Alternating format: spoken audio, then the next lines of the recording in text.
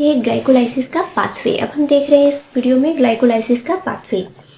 तो ग्लाइकोलाइसिस का जो पाथवे है वो स्टार्ट होता है ग्लूकोज से। ग्लूकोज जो है वो ग्लूकोज 6 फॉस्फेट में कन्वर्ट होता है इन the presence of hexokinase and glucokinase enzymes के। जो ये एंजाइम है ये एटीपी डिपेंडेंट होते हैं, मतलब यहाँ पर एनर्जी यूज़ किया जा रहा है जब ये हेक्सोकाइनेस और ग्लूकोकाइनेस का जो एक्टिवेशन है वो एटीपी डिपेंडेंट होता है। जब यहाँ से एनर्जी रिलीज होती है तो एंजाइम्स एक्टिवेट होते हैं और ग्लूकोज जो है वो कन्वर्ट होता है ग्लूकोज 6 फॉस्फेट में। हेक्सोकाइनेस और ग्लूकोकाइनेस, यहाँ पर दो एंजाइम्स आपको दिख रहे हैं, इनमें डिफरेंस क्या है? तो जो हेक्सोकाइनेस एंजाइम्स हैं ये बहुत ही लो कंसंट्रेशन में भी अगर ग्लूकोज है तो ये एक्टिव हो जाते हैं, जबकि ग्लूकोकाइनेस एंजाइम केवल जब हायर कंसंट्रेशन होता है ग्लूकोज का तभी एक्टिव होते हैं। और दूसरा है कि ग्लूकोकाइनेस एंजाइम जो है जनरली वो लीवर में ग्लूकोज के मेटाबॉलिज्म के लिए रिस्पॉन्सिबल होते हैं, जबकि हेक्सोकाइनेस जो दूसरे सेल्स हैं वहाँ पर, जो दूसरे ऑर्गन्स हैं वहाँ पर भी ये एक्टिव रहते हैं। तो ग्लूकोकाइनेस एंजाइम्स जो हैं जब ग्लूकोज का हायर कंसंट्रेशन रहेगा तभी एक्टिव होते हैं, जबकि हेक्सोकाइनेस कम ग्लूकोज कंसंट्रेशन पर भी एक्टिव हो जाते हैं। यहाँ पर एक मॉलिक्यूल एटीपी का बर्न होता है और एक मॉलिक्यूल एडीपी का फॉर्मेशन होता है। ग्लूकोज कन्वर्ट होता है ग्लूकोज 6 फॉस्फेट में। इसके बाद ये ग्लूकोज 6 फॉस्फेट फॉस्फोहेक्सोस आइसोमरेज एंजाइम, यहाँ पर जो एंजाइम है वो कौन सा है? आइसोमरेज एंजाइम, मतलब इसके आइसोमर प्रोड्यूस कर रहा है। तो ग्लूकोज 6 फॉस्फेट कन्वर्ट हो जाता है फ्रक्टोज 6 फॉस्फेट में। ये फ्रक्टोज 6 फॉस्फेट में यहाँ पर कन्वर्ट हो रहा है glucose 6 phosphate. Fructose 6 phosphate phosphofructokinase. अब अगेन यहाँ पर जो एंजाइम है वो काइनेज एंजाइम है जो एक्टिविटी को बढ़ा रहा है। तो फ्रक्टोज 6 फॉस्फेट जो कन्वर्ट हो रहा है फ्रक्टोज 1,6 बिस फॉस्फेट में in the presence of enzyme phosphofructokinase. यहाँ पर भी जो कन्वर्जन है फ्रक्टोज 6 फॉस्फेट का फ्रक्टोज 1,6 बिस फॉस्फेट में, यहाँ पर एक मॉलिक्यूल एटीपी का खर्च होता है और एक मॉलिक्यूल एडीपी का फॉर्मेशन होता है, मतलब ये रिएक्शंस एनर्जी डिपेंडेंट रिएक्शन है। ये रिएक्शन जो है वो रेट लिमिटिंग स्टेप भी है, मतलब ग्लाइकोलाइसिस किस रेट से चलेगा ये डिटरमाइन करता है ये रिएक्शन। फ्रक्टोज 1,6 बिस फॉस्फेट जो है वो एल्डोलेस के प्रेजेंस में दो मॉलिक्यूल में कन्वर्ट हो जाता है। तो फ्रक्टोज 1,6 बिस फॉस्फेट से एक मॉलिक्यूल बनता है डाईहाइड्रोक्सी एसीटोन फॉस्फेट का और दूसरा बनता है ग्लिसरल्डिहाइड 3 फॉस्फेट का। तो फ्रक्टोज 1,6 बिस फॉस्फेट दो मॉलिक्यूल में कन्वर्ट हो रहे हैं, स्प्लिट हो रहा है। एक्चुअली में फ्रक्टोज 1,6 बिस फॉस्फेट टूट रहा है दो मॉलिक्यूल में, डाईहाइड्रोक्सी एसीटोन फॉस्फेट और glyceraldehyde 3 phosphate. Dihydroxy acetone phosphate और ग्लिसरल्डिहाइड 3 फॉस्फेट ये दोनों एक दूसरे में इंटर कन्वर्ट होते रहते हैं by the enzyme phosphothioisomerases enzyme.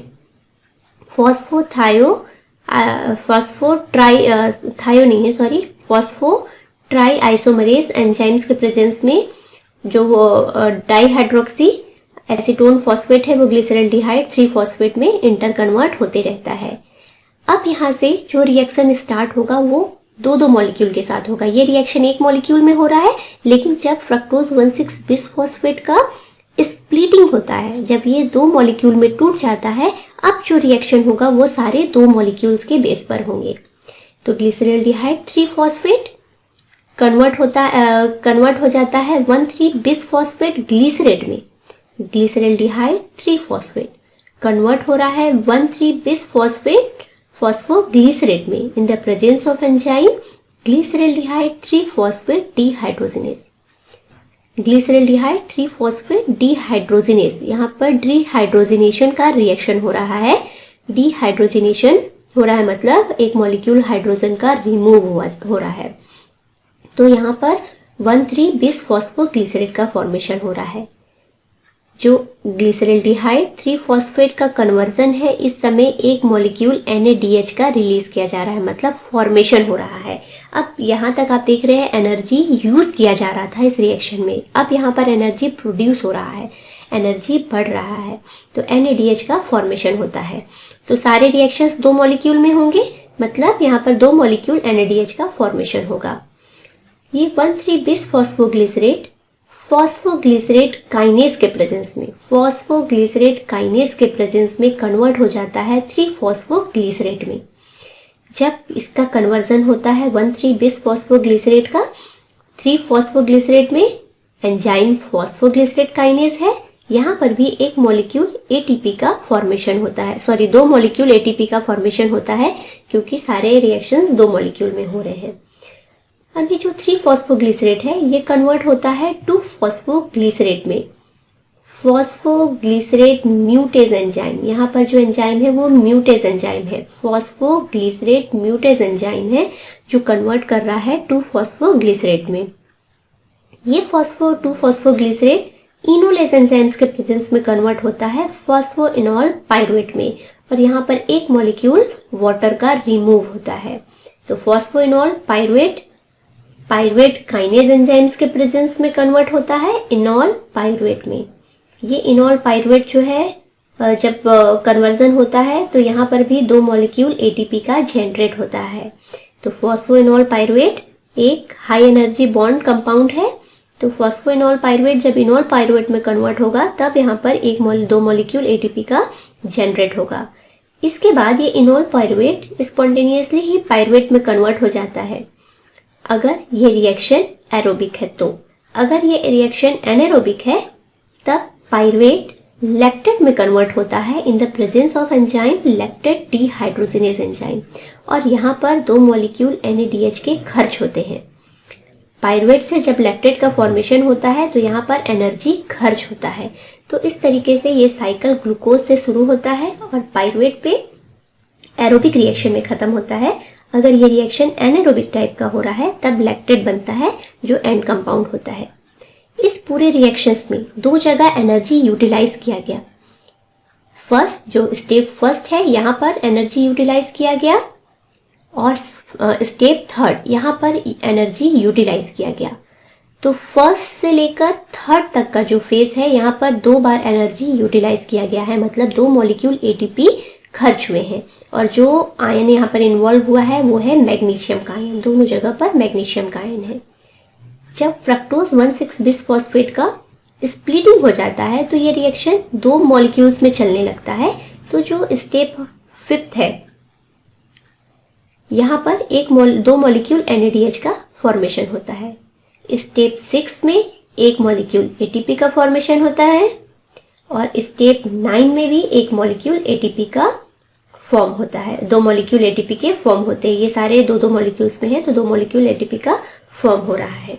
इस पूरे रिएक्शन में आपका फर्स्ट रिएक्शन, थर्ड रिएक्शन, इसके बाद फिर आपका 8th रिएक्शन और ये 9th रिएक्शन, ये जो है इरिवर्सिबल टाइप का है। अदरवाइज बाकी सारे रिएक्शन रिवर्सिबल हैं। आप देख सकते हैं ये एरो दोनों तरफ से लगे हैं, लेकिन स्टेप 1 में केवल एक है, मतलब ग्लूकोज 6 फॉस्फेट में ही कन्वर्ट होगा। ग्लूकोज 6 फॉस्फेट ग्लूकोज में कन्वर्ट नहीं हो सकता है, जबकि ग्लूकोज 6 फॉस्फेट फ्रक्टोज 6 फॉस्फेट में कन्वर्ट हो सकता है, और फ्रक्टोज 6 फॉस्फेट भी ग्लूकोज 6 फॉस्फेट में कन्वर्ट हो सकता है।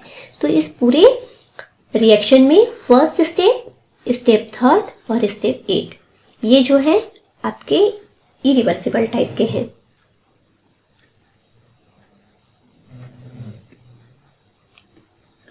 सॉरी 9th नंबर का जो स्टेप है वो इरिवर्सिबल टाइप का है, और इससे जो एंड कंपाउंड बन रहा है वो पाइरुवेट या फिर लैक्टेट बन रहा है। जो स्टेप आपका 5 है इसको आयोडो एसीटेट ब्लॉक कर सकता है। आयोडो एसीटेट के प्रेजेंस में ये एंजाइम्स काम नहीं करते हैं, ग्लिसरॉल्डिहाइड 3-फॉस्फेट डिहाइड्रोजिनेज एंजाइम्स काम नहीं करते हैं, तो यहाँ से ये जो फेज है वो ब्लॉक हो जाता है। इसी तरीके से जो 8वां स्टेप है यहाँ पर फ्लोराइड जो है वो इस एंजाइम्स को इनहिबिट कर देता है और ये रिएक्शन आगे नहीं बढ़ पाता है। तो आयोडो एसीटेट और फ्लोराइड अलग अलग जगहों पर रिएक्शन को इनहिबिट करने का काम कर रहे हैं। तो ये कंप्लीट हुआ आपका ग्लाइकोलाइसिस का साइकिल। अगर हम ग्लाइकोलाइसिस के साइकिल को देखें तो यहाँ पर 3 फेज हैं।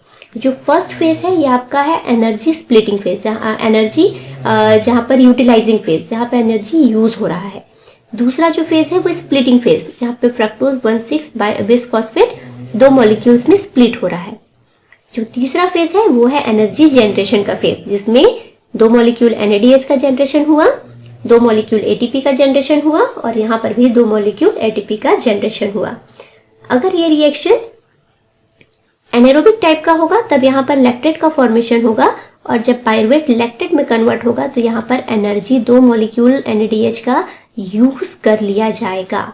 यही वजह है कि जब एनारोबिक रिएक्शन होता है, खासकर जैसे एनारोबिक रिएक्शन कब हो रहा है, जैसे जब हम बहुत ज़्यादा एक्सरसाइज कर रहे हैं या दौड़ रहे हैं, उस कंडीशन पे मसल्स को जल्दी जल्दी एनर्जी चाहिए होता है, तब ये ग्लाइकोलाइसिस का साइकिल ऑक्सीजन की कमी में होने लग जाता है और लैक्टेट का फॉर्मेशन होने लगता है। और इसी लैक्टेट की वजह से हमको थकान लगने लगती है क्योंकि ये बहुत ज़्यादा अमाउंट में एनर्जी को यूज़ कर रहा है। तो ये कंप्लीट हुआ आपका ग्लाइकोलाइसिस का साइकिल। इसके बाद हम देखते हैं इसका एनर्जेटिक्स। एनर्जेटिक्स मतलब इस पूरे रिएक्शंस में कितने एनर्जी यूज़ हुए और कितने एनर्जी बनकर आए। तो हम देख रहे हैं ये 2 मॉलिक्यूल ATP का खर्च हुआ है, 2 मॉलिक्यूल यहाँ पे NADH का फॉर्मेशन हुआ है, 2 मॉलिक्यूल ATP का फॉर्मेशन हुआ है और 2 मॉलिक्यूल ATP का फॉर्मेशन यहाँ पर हुआ है। तो इसे हम एक टेबुलेटेड फॉर्म में बना लेते हैं।